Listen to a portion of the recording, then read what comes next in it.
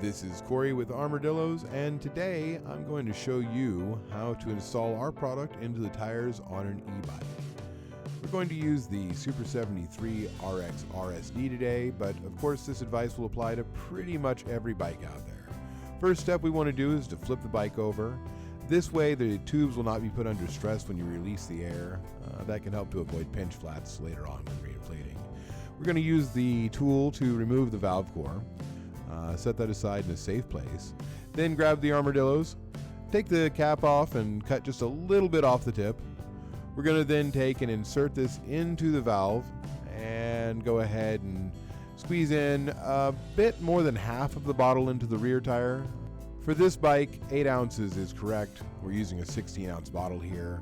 Of course, check the dosing chart for your bike or give our support team a call if you have questions.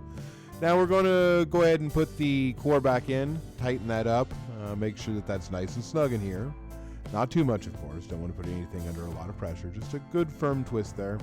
Then we're going to attach our air compressor here. Make sure that got a good firm connection there.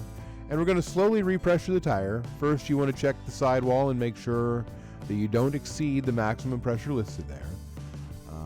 And then we're going to take this up. I like about 30, maybe a bit more than 30 psi in my rear tire, and about the same in my front tire. Of course, this bike has suspension, so if you don't have suspension, you may want a bit less, or of course, if you're riding in loose sand or other materials. So adjust as needed for your use.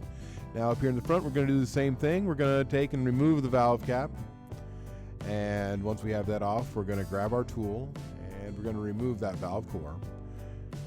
Of course, setting both of these aside in a safe place to grab them later. Then we install the rest of the armadillos in the front tire and shake the bottle a little bit, get that last bit out.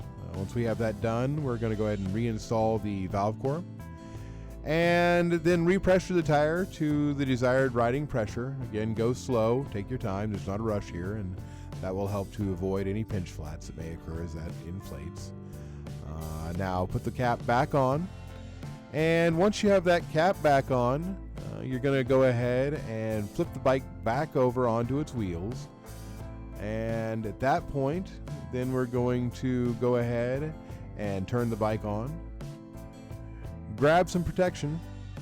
Of course, put it on.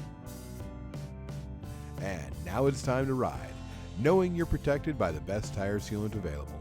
Available at armor-dillos.com and fine retailers around the world.